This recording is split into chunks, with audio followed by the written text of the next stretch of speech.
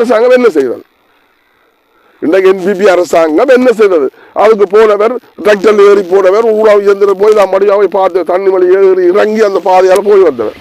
உங்களால் இந்த பாதை போட முடிஞ்சதோ?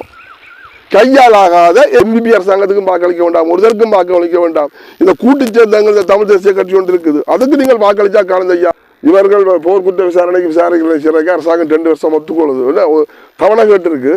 நீங்கள் அதுக்கு என்ன சொல்றீர்கள்? நீங்கள் சொல்ற முடிவு தான் கேட்டு சொல்ல இதையும் சேர்ந்து பார்க்க முடியல. அவ்வளோ லைட்டு கஞ்சல். ஒரு பக்கம் சுருக்கு வேலை 1-2 கட்டக்காட்டு சைடில் பிடிபட்டாலும் ஆராய்ஞ்சாலும் திருப்பியும் செய்கிறாங்க. எங்கட கடல் வழியை வந்து செய்கிறாங்க, இடவிரமாக வந்து செய்கிறாங்க.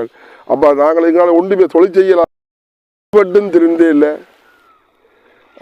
தீயிட்டு கொளுத்தி உடைமைகள் கொளுத்தப்பட்டு வீடு வாசல்கள் சூறையாடப்பட்டு கொத்து கொத்தாக மக்கள் கொலை செய்யப்பட்டு எங்கட மக்கள் திருந்தே இல்லை. நாங்கள் திருந்த மாட்டோம்.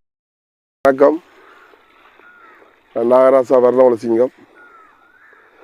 இன்றைக்கு எங்கள் இந்த கடல் சீரழிஞ்சு கேவலமாக போய் கொண்டிருக்குது.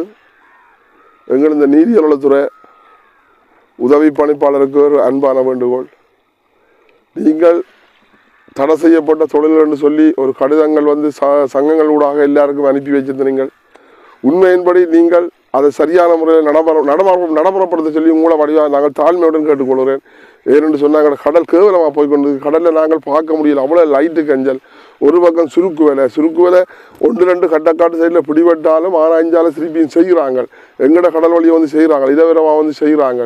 அப்போ நாங்கள் எங்களால் ஒன்றுமே தொழில் செய்யலாத கட்டத்தில் இருக்கிறோம். இன்றைக்கு நாங்கள் இந்தியாவில் வந்து தடக்காலம் என்று சொல்லி இந்தியா டோலர் வரையில் நாங்கள் நிம்மதியாக தொழில் செய்யலான்னு சொன்னால் அதுவும் கூட முடியாது கிடக்கு. குலையை தள்ளுறாங்க, கண்ண முடி